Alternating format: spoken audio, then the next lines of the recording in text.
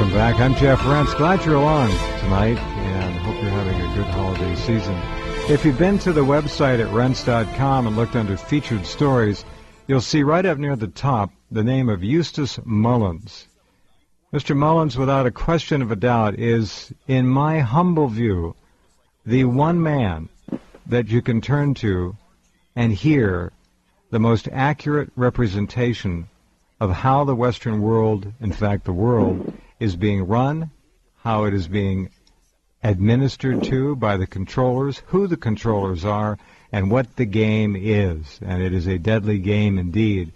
Eustace Mullins is up there in featured stories. You'll see at the top the first of two pieces under his name is a video. I want all of you to watch the video. It's about, it's close to 2 hours. Watch it in two pieces if you need to. I would urge you to watch it a second time in maybe 3-4 weeks and allow this material to begin to sink in. I've had an awful lot of brilliant people on the program. I have met no one in my life who understands the world better than Eustace Mullins, and he has a remarkable story to tell. You can see it on Rense.com via the video, and better yet, if you can get any of his books, they are truly classics. And he's standing by right now on the East Coast to spend an hour with us. Welcome back to the program, Eustace. Thank you. Oh, yes, I'm glad to have the opportunity to clear up a mystery. The mystery is that for many years, no one has been able to come up with a cause for World War I in 1914. Exactly. And in fact, the cause was quite obvious to everyone at that time, but no historian has ever bothered to explain to the people of the world what was going on in 1914. Well, they give very superficial explanations, but they don't get to the meat of the issue. Well, the explanations are propaganda explanations, because the explanations are, one, German imperial desires, and number two, the fact that there was an economic rivalry between Germany and England at the time. And it's as simple as that, but that's the whole story. So it's basically a question of money again. German ingenuity. Always money, all the way. And always. German ingenuity rivaling the Rothschilds in England, and the Rothschilds not liking that, of course. It's a very simple but very profound difference between the two, and it literally caused World War I. Now, that being said, Eustace Mullins, who financed World War I? I know the answer to this, but I'm just laying it out there. Well, the answer is that we did. Okay. And that by passing the Federal Reserve Act of 1913 as a central bank, and the principal job of a central bank is war finance. And so the Rothschilds have been patiently waiting since 1885 to have a world war. And they could not do it until they mobilized the credit of the American people. And that was done in 1913. Woodrow Wilson signed the Federal Reserve Act, and we promptly loaned England $400 million cash from the Federal Reserve. 1913. When he signed the Federal Reserve Act, Eustace, he basically signed away the United States of America to Zionist international banking interests. Yes, he signed away the role of the American people in history, because the American people returned to a colonial existence of the Rothschild family, as they had been a ward of the British colonials prior to the Revolutionary War. The Crown, yeah. Exactly the same situation. So, and we have fulfilled that colonial position ever since, very loyally. Loyally? We've been so dumbed down now, that's almost genetic with this culture of ours. It's sad. Well, you know, Woodrow Wilson almost gave the whole story away when he announced that all wars are economic in origin, which is perfectly true. The World War I was an economic rivalry between Germany and Great Britain, in which the Germans were winning. And so Great Britain had to do something to shut them down. And World War One was the answer. Germany lost that war, and they lost temporarily their economic position, but due to their superior production, they bounced right back and started passing Britain again. So we had to have a Second World War in 1941. The rise, the recovery of Germany from the outrage of the League of Nations was one of the modern miracles of our times, quite clearly. Oh, it certainly was, and Woodrow Wilson, I have characterized him as the greatest mass murderer of the 20th century, because he not only set in motion World War One, which killed about 500 million people, but he set in motion World War II through his protege, Franklin Delano Roosevelt. And Roosevelt led us through World War II as a disciple of Woodrow Wilson. When you say 500 million people died as a result of World War I, you're talking about a worldwide ramification. Oh, I'm not talking about struggles of armies. I'm talking about the worldwide situation in which whole populations suffered famine and widespread disease, and I'm talking about total numbers here. Right. Now, the historians go by the numbers of actual soldiers who were killed on either side. Allegedly. Now, and those figures are very suspect anyway. The other question about World War I that most people don't understand is how was it that the United States was ordered into the war by the Rothschilds? Oh, yes. The American people had nothing to say about it. And, you know, the World War I and World War II were actually civil wars because the structure of the American people at that time, in 1914, was it was 62% German ethnic in origin. 52? 62. Gee. And that was also true in World War II. And a good friend of mine happened to be George Sylvester Viereck, who represented Germany in the United States in both world wars. And he was sent to prison for that. And we had in the late 30s in the United States, I guess it was called the German Bund, which was an American association of those of German heritage, which was huge.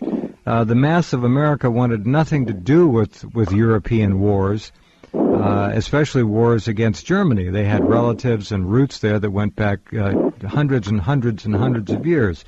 Now, let me go back a little bit to the Treaty of Versailles.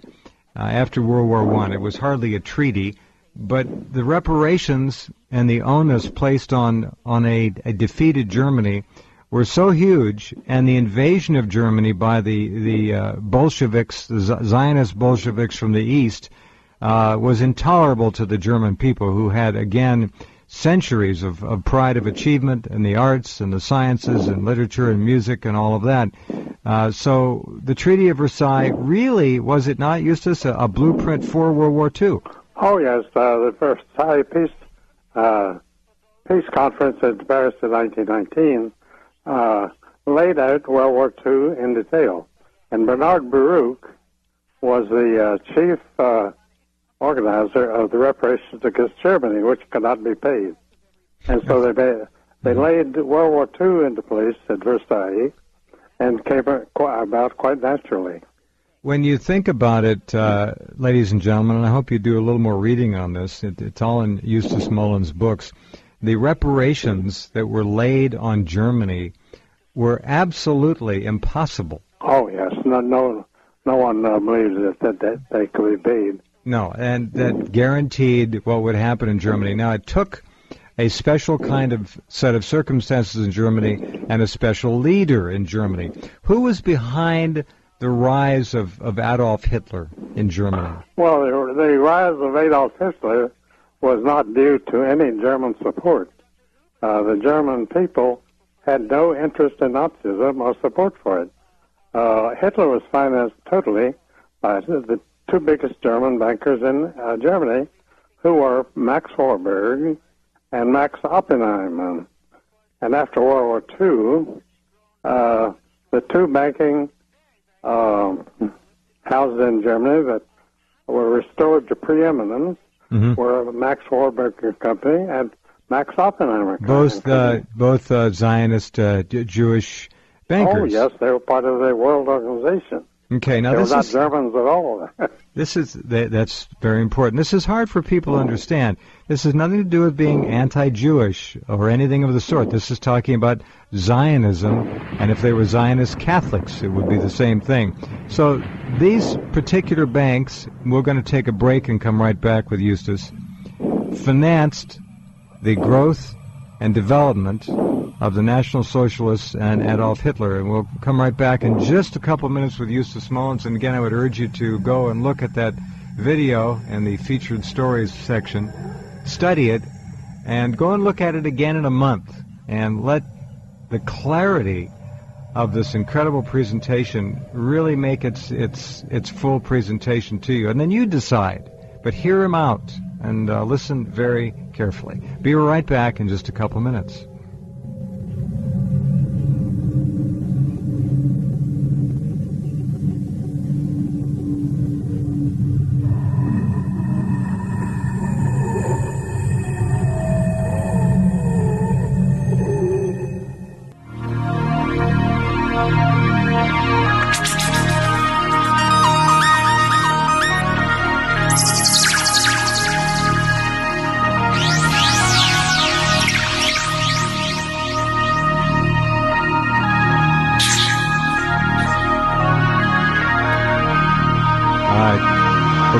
Talking with Eustace Mullins, whose grasp of history is nothing less than astonishing.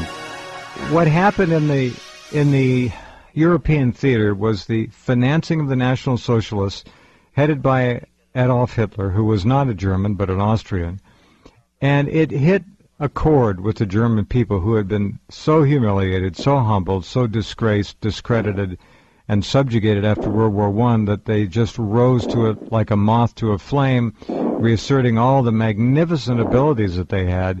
And this was a very predictable thing. But as you heard Mr. Mullins say a few minutes ago, right after World War II, the two giant Zionist Jewish banks were immediately reconstituted. So, again, outside interference clear all the way. Even Winston Churchill in his autobiography said that the war in Europe was not a war against National Socialism at all. It didn't matter if Adolf Hitler was the head of the party or the Pope of Rome. It was a war to destroy Germany and the German people once and for all. And it was a war of genocide.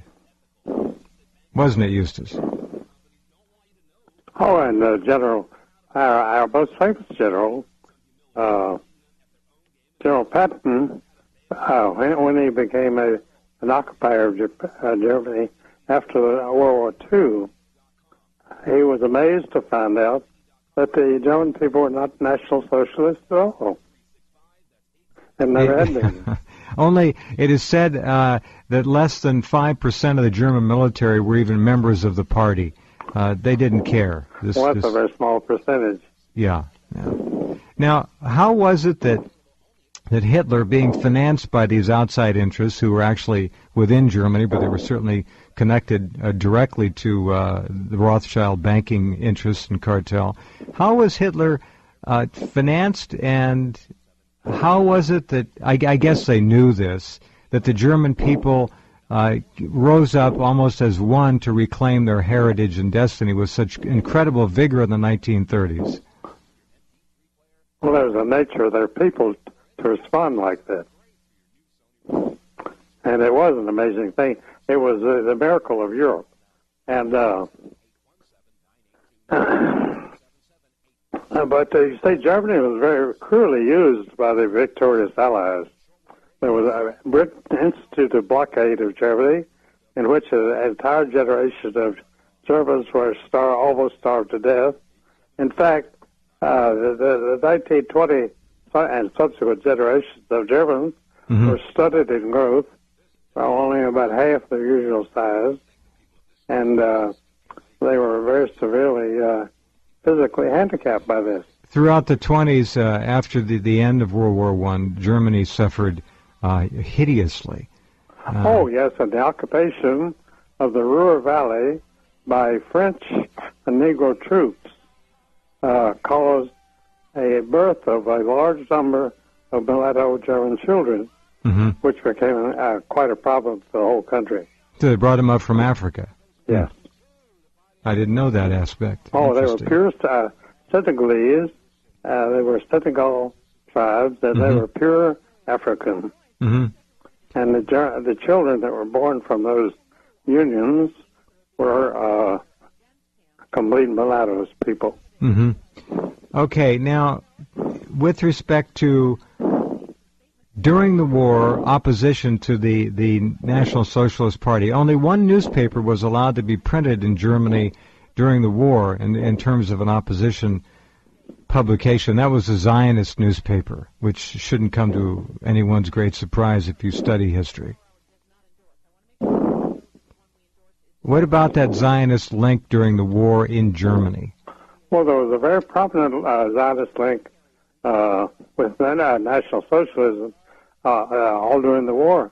For instance, Adolf Eichmann was actually Hitler's personal representative in the Middle East, into what became Israel later on. He was the personal representative of the Zionists and Germany both during the 1930s. Right, I've read about that. And that's why he was executed, supposedly, because he had all the details of the National Socialist collaboration with Zionism in the Middle East all during the 1930s. Now, as we know, Germany was bombed by the Americans and the British, literally from 1942 on. If we study history, we also know that German air raids against England were only started after Berlin was bombed and other cities in Germany were bombed. It was provoked, and that's what happened. Retaliatory bombing. Right. What about Rudolf Hess's mission to England to meet with the those who wanted peace? Well, there was a very sympathetic group in England which was very sympathetic to National Socialism. And, of course, you see there was very strong family ties between many German families and many British families. So that carried a lot of weight in England anyway. So this all came about quite naturally.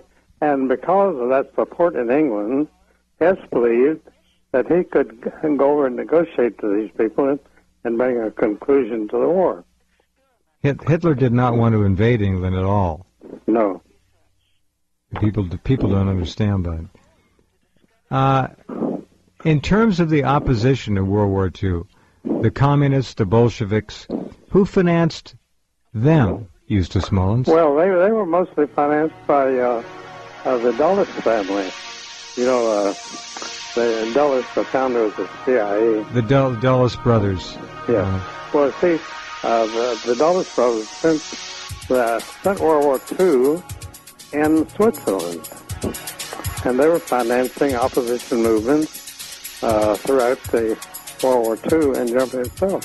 Okay, stand by. We have to take another break. We'll come right back and continue our conversation. A quick overview of World War I and World War II as financed by international banking cartels in just a minute.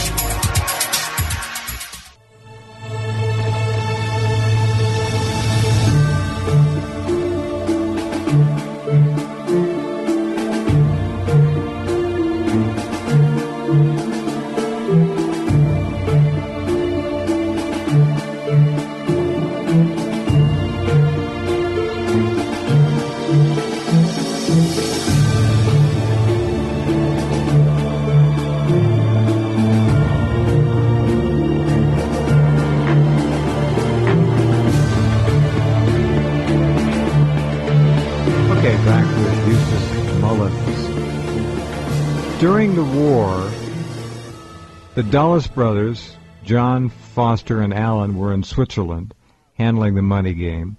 The Soviets were being financed by whom, Eustace?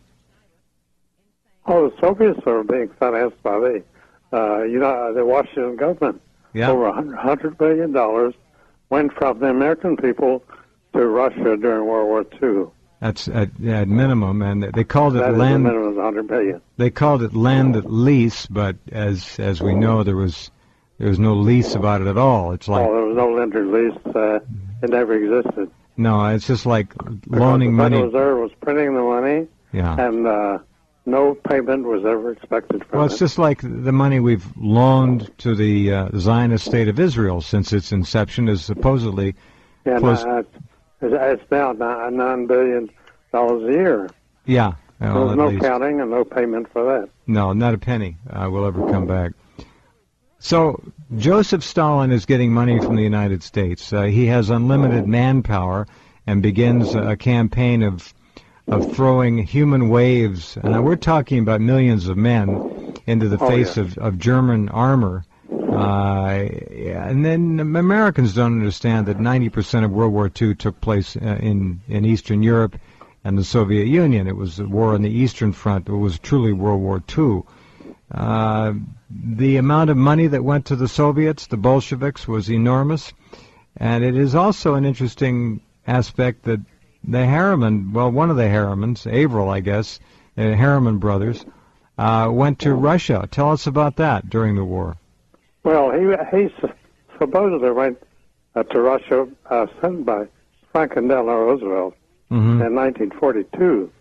And the reason he went to Russia was that Stalin had suffered a complete physical breakdown because Hitler had overrun most of Russia at that time. And he was not capable of ruling the country at all. So they sent Averill Harriman over to rule in his stead. Really? Nobody knows there this. From 42 to 44 as the complete dictator of Russia, replacing Stalin. And then Stalin slowly recovered and was able to participate in the Tehran conference with Roosevelt and Stalin. At Yalta, I guess they met twice at the big conferences. Roosevelt, of course, gave away and consigned millions to their death. He gave away Eastern Europe to the Bolsheviks. Oh yes, which was another outrage. Tell us more about that and the dealings and how Europe was carved up. Well, these were the so-called captive nations, and those captive nations had large ethnic populations in the United States, particularly in Chicago and Cleveland, Ohio. And, Milwaukee, Wisconsin was a German city, and that was one of the main ones. That's how Joe McCarthy came from, Wisconsin. But these were indigent German population in the United States. They were mostly farmers. They were very hard workers, and they were very good citizens. And, of course, they had nothing to do with the selling out of Europe to Stalin himself. But but the big issue is the money made by the international banking cartel was astronomical sums. And they're still making it today. Oh yes, they certainly are.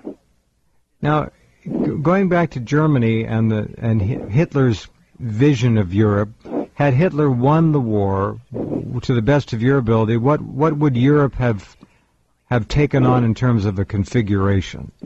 Well, it would have taken on the further development of Sweden and Norway and Denmark, because he had already occupied those countries, and he would have had governors installed there who would carry on his work. So the picture of Europe would be entirely different. You wouldn't have Eastern Europe given to Stalin, and Scandinavian Europe would be a much bigger and stronger population. There was a magazine published in English, I've got some copies of it, called Signal. in Germany. I've seen that many times. Yeah, and it's interesting because in 1944, there were articles in the magazine predicting quite clearly what the Zionist plans for Europe, Western Europe, were. And they laid out a map back then which basically reflects what we have today, the European Union and the subjugation of country after country and culture after culture. They knew. Oh, yeah, they had very complete plans for Europe, and they were very well laid out. Now, one part of what I was going to talk about, the concealing of the origins of World War I, at the end of World War I, 800 American officers were discharged in Europe at their request to look for work in Europe. And the reason they were discharged, the Rothschilds arranged for their early discharge because they had work for them to do. And they hired these 800 American officers to cover Europe and completely cover up the role of Rothschilds in starting World War I. That's why there was never a reason given for the start of World War I in Europe. That was done by the setting up of a special Rothschild organization called the Hoover Institution of War, Peace, and Revolution, which is now headquarters at Stanford University in California. And a lot of public leaders have come out of the Hoover Institution.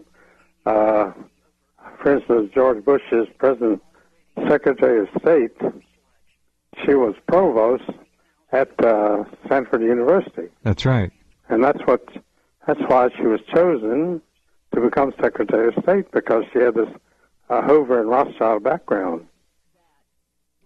And no one could understand why she was chosen for that job. But of course, I knew what her background was, and I have written a complete history of the Hoover Institution in my book, The World Order. Amazing. It details it completely. And the Hoover Institution went to every capital in Europe and bought or stole or destroyed all documents implicating the Rothschilds and the start of World War I. Fascinating. And that's why no historian has been able since 1919 to come up with a reason for World War I, because the Rothschilds destroyed all that. They spent many millions of dollars in this campaign. Huh. And they stand by right there, Eustace, if you would. Hold on, we have to take a break. That's a fascinating footnote in history, which explains a lot. Be right back.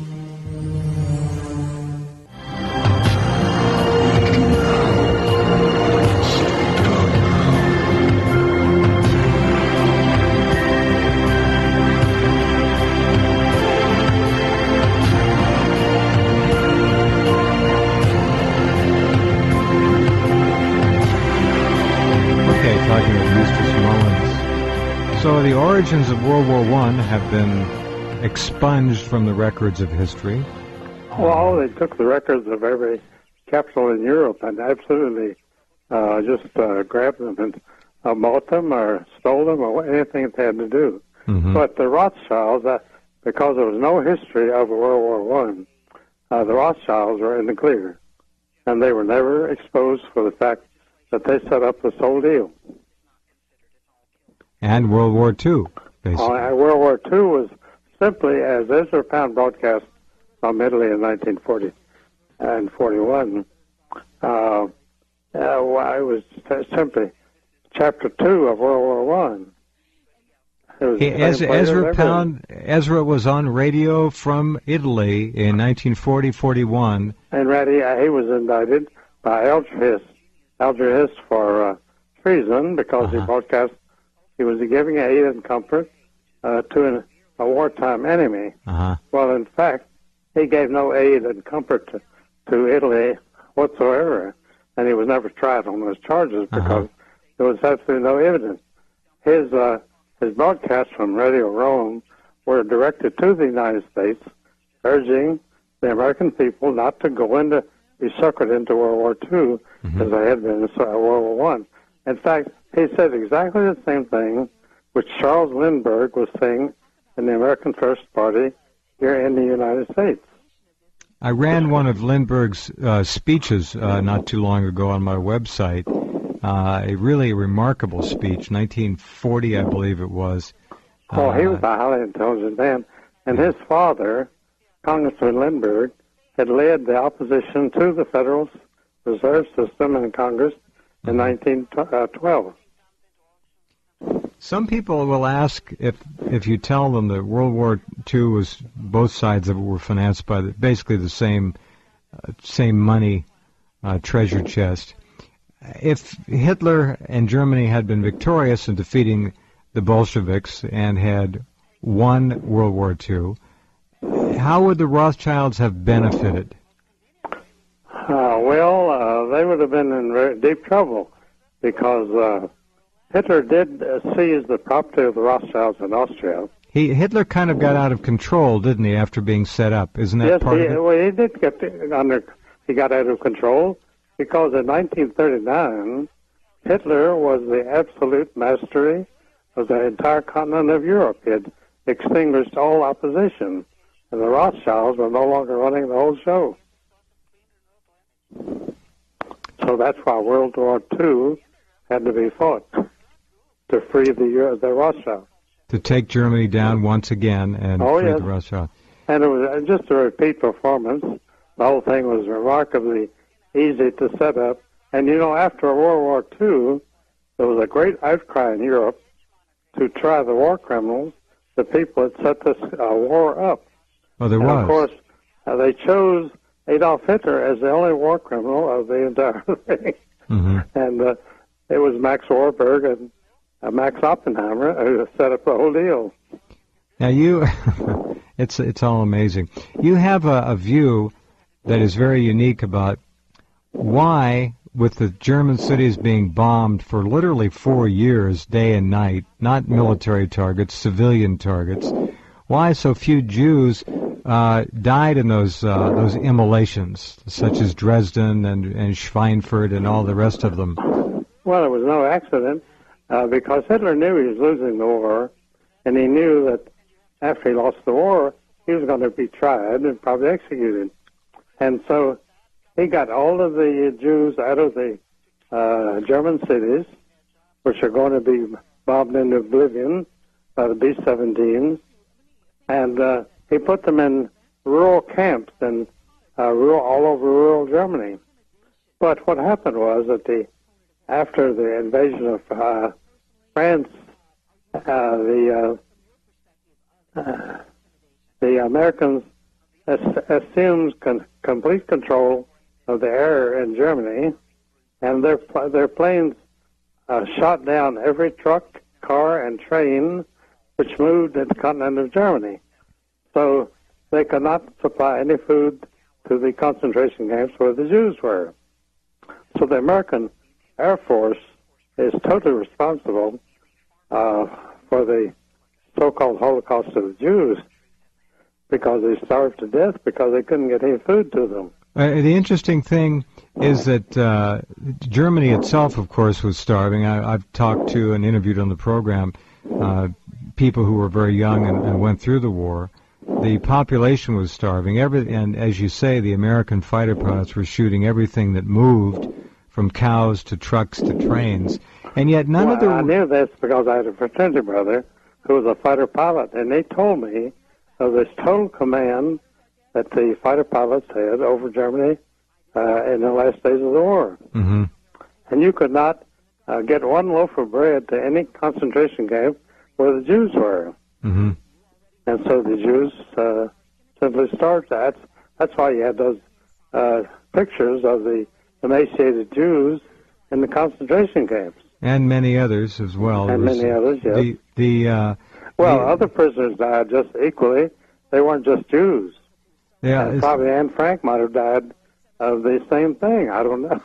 It's an issue of starvation countrywide, of disease. I had one fellow on the program here who, like many in those horrible camps, came down with disease as well, and was in a hospital ward and told on this program how, and these were all Germans who were very, very sick, and the nurses wheeled in a large gas tank, a steel gas tank, into the middle of the hospital ward, and just turned the valve on, and flooded the ward to try to kill all the lice. And the guy asked, I think he was 14 at the time, he asked what this was, and they said it was Zyklon B. Oh, yes. So they were using that to try to disinfect the hospitals as well, because the disease that was afflicting those in the camps, these horrible camps, was afflicting Germans all over the place as well. It was simply a question of starvation, immune systems being destroyed. Now, this is not to sanction for 1 minute the stealing of people's homes, property, and putting anyone in camps. No, that's inhuman.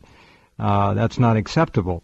But Hitler apparently had an idea that had he been able to hold his country together long enough, and had peace negotiations been actually instituted, say in 1944 late, that he would have used the Jews as bargaining chips? Is that part of it? Oh, he was expecting to save his own life and the top Nazis by using these Jews who had been preserved all during the war. Mm-hmm. They wouldn't have been killed at all. And that was his strategy, and it was a very good strategy, but he didn't count on the Allied control of the air, which made it impossible to get any food to the camps. Or many of the cities of Germany as well. This whole thing was incredible. And the camps. The camps, of course, as you know, were in rural areas where they didn't have the best roads in the world. And none of them were ever targeted, by the way, for bombing raids, of course. Oh, never. In never fact, touched. That still comes up, the fact that the strategic bombing survey could have brought an end to this whole situation by bombing the prisoner of war camps. Or certainly they never dropped one bomb. No, nothing. It was, they were labor camps, and they were producing money, and those, of course, were, in many cases, monies that went to the financiers of the war, and they didn't want their paychecks and their largesse interfered with. Well, the atomic bombing of Japan came about for the same reason, because the American Air Force and the American Navy had sunk all of these ships that were bringing provisions and even ammunition into Japan. And so the idea that Japan was going to kill 1 million American soldiers who invaded Japan was absolute nonsense. They had nothing left to fight with. Wow. And Truman boasted for years that he saved 1 million American lives by dropping an atomic bomb. And he didn't save one American life. And because the Americans occupied Japan, and not one American was touched during the occupation. They could walk home drunk from bars back to their barracks, and not one soldier was ever even struck, much less molested in any way. So to recap, World War II, financed by the Oppenheim Bank and the Warburg Bank in Germany, with money, of course, from Wall Street to back it up. And they would have been tried as war criminals because of the tremendous outcry from the Jews themselves. They knew that this was an inside job, and they knew the names of these people. Right. But no inquiry commission ever brought up the subject in any way. So world Zionism sacrificed the Jewish people to the horrors of the camps. Well, that's been their custom through history. It's been an accepted technique because it pays off in the long run. See, they got the state of Israel by putting up with this situation in Germany. Well, if you read the letter of and the writings of Rabbi Michael Dov Wiesmandel, who tried to... Eichmann's people gave him an offer. Give me $3 million and we'll give you all the Jews of Europe. They can go to Spain, and they will give them money as they cross the border. Programs which were worked up. But the Zionists... They weren't given any consideration. No, the Zionists said no. After they said, well, of course, they had their own agenda. That's right. Eustace, thank you very much for being here. Mention a couple of your books that are still available online very quickly. Yes, The World Order has the only history of the Hoover Institution. It's the only place it's ever been written, and it illuminates the whole situation. All right. Thank you, Eustace. I appreciate you staying up late back there. Yeah, well, I was glad to give you this information. Great. We'll talk to you. This cover-up that the Rothschilds made on World War I actually is responsible for all my work, because Ezra Pound became so intrigued by this mystery of what happened in World War I that he started 30 years of research. Well, amazing. And that research was turned over to me and became the basis of my work. Okay. We'll talk to you again, Eustace. Thank you very much. Okay, and we're going to pause, and we'll be right back.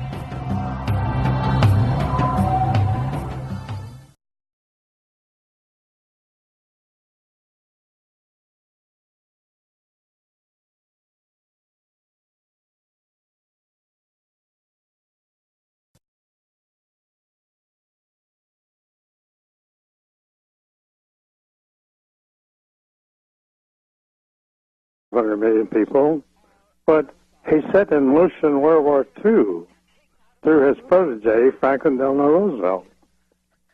And Roosevelt led us through World War II as a disciple of Woodrow Wilson. When you say 500 million people died as a result of World War I, you're talking about a worldwide ramification.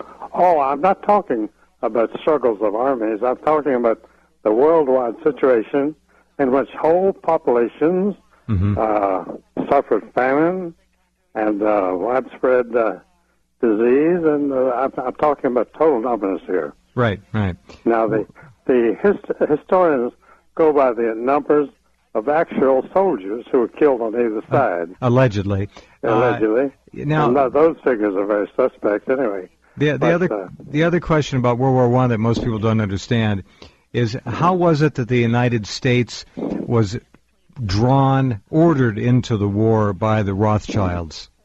Oh, yes, but the American people had nothing to say about it. And, you know, the World War I and World War II were actually civil wars because the structure of the American people at that time, in 1914, was it was 62% German ethnic in origin. 52? 62. Gee. And that was also true in World War II.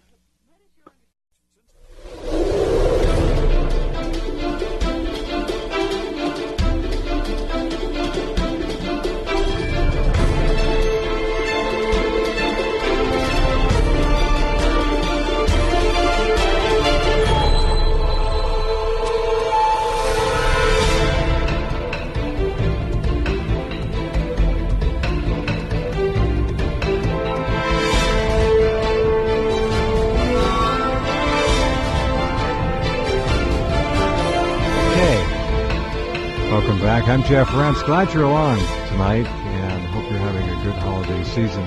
If you've been to the website at Rense.com and looked under featured stories, you'll see right up near the top the name of Eustace Mullins.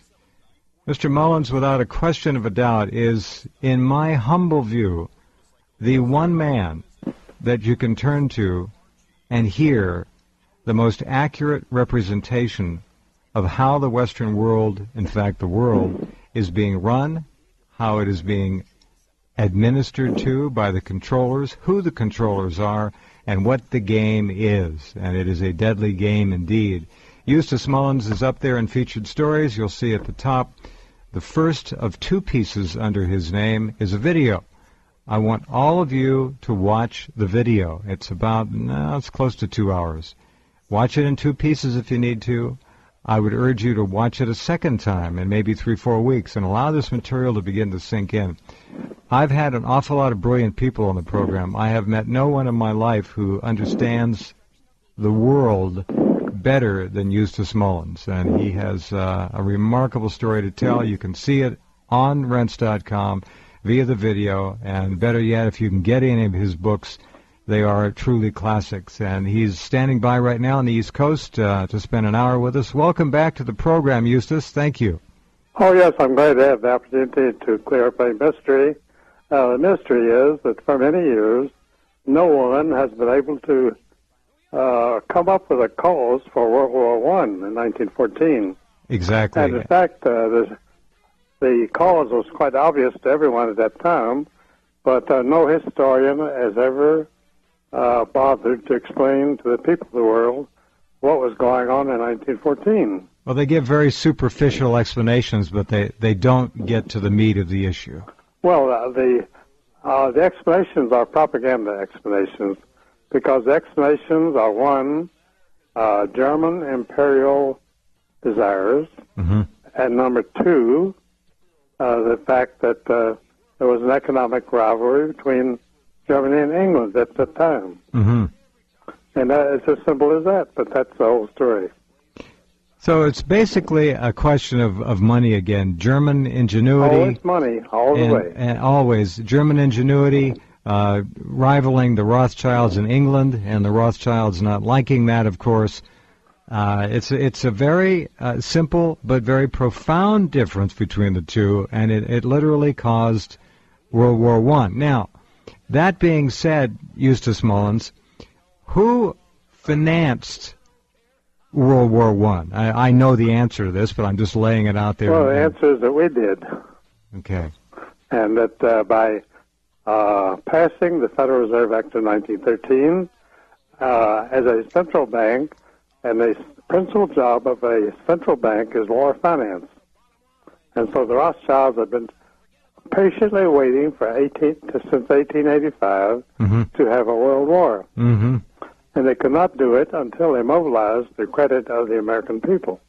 And that was done in 1913, when Woodrow Wilson signed the Federal Reserve Act, and we promptly loaned England $400 million cash from the Federal Reserve. 1913. When he signed the Federal Reserve Act, Eustace, he basically signed away the United States of America to Zionist international banking interests. Yes, he signed away the role of the American people in history, because the American people returned to a colonial existence of the Rothschild family, as they had been a ward of the British colonials prior to the Revolutionary War. The Crown, yeah. Exactly the same situation. So, and we have fulfilled that colonial position ever since, very loyally. Loyally? We've been so dumbed down now, that's almost genetic with this culture of ours. It's sad.